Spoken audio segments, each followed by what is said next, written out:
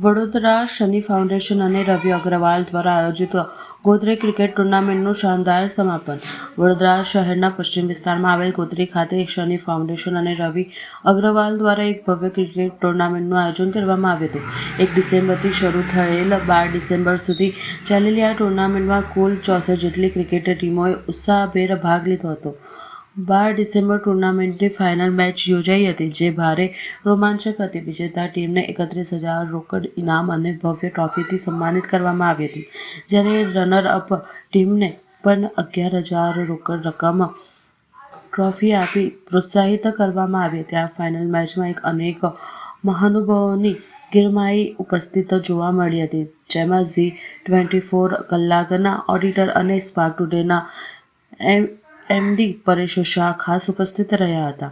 તેમની સાથે ભારતીય જનતા પાર્ટીના પ્રમુખ ડોક્ટર જયપ્રકાશ સોની, અકોટા વિધાનસભાના ધારાસભ્ય ચૈતન્ય દેસાઈ, પૂર્વ કોર્પોરેટર રાજેશ આયરે અને અન્ય વોર્ડ કોર્પોરેટરો પણ ઉપસ્થિત રહ્યા હતા.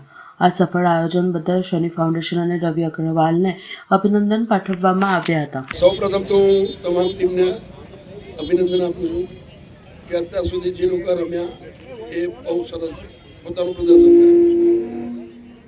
ખાસ હવે ફાઇનલ મેચ થવા જઈ રહી છે. બસ હું એક જ વસ્તુ કહીશ દરેક પ્લેયરને કે કોઈ પણ કાર્ય હોય, જો તમે ફોકસથી કામ કરશો તો તમને 1000% સક્સેસ મળશે. ફોકસ રાખશો, 100% કોન્સન્ટ્રેશનથી રમશો તો 100% સક્સેસ મળશે. બસ હું આજે ભગવાનને પ્રાર્થના કરું છું કે તમને બધાને સક્સેસ મળે. જે હારે છે ને એ પણ જીતે, કારણ કે બીજાને જીતાડવા માટે હારે છે. એટલે હારે છે એટલે ખરાબ છે એવું નથી, ના તો ક્રિકેટ છે, લક બાય ચાન્સ છે. અત્યાર સુધી ફાઇનલમાં આવ્યા એ જ મોટી સિદ્ધિ છે. રમશે ભારત, જીતશે ભારત. અને દરેક તમે જુઓ છો કે આજે શનિદેવ ફાઉન્ડેશન અને ખાસ કરીને અમારા મિત્ર એવા રવિ અગ્રવાલ અને એમની સમગ્ર ટીમને ખૂબ ખૂબ અભિનંદન આપું છું. તમે જુઓ કે 48 જેટલી ટીમો એકી સાથે રમાડવાની સલંગ 7 દિવસ સુધી, અને દીકરાઓને જે યંગસ્ટર છોકરાઓ છે કે જેમને મોબાઈલથી દૂર કરવા હોય તેમને મેદાનમાં લાવવા હોય તો આ એક મેદાન જ એક એવું વસ્તુ છે. કારણ કે 24 કલાક મોબાઈલની અંદર જે રહેતા, હમણાં જ અમે જ્યારે જી ન્યૂઝના અમારા એડિટર હતા એમને મેં બતાડ્યું કે કોઈ દીકરાઓના હાથમાં મોબાઈલ નથી, અને એટલા માટે જ કહીએ છીએ કે રમશે ગુજરાત.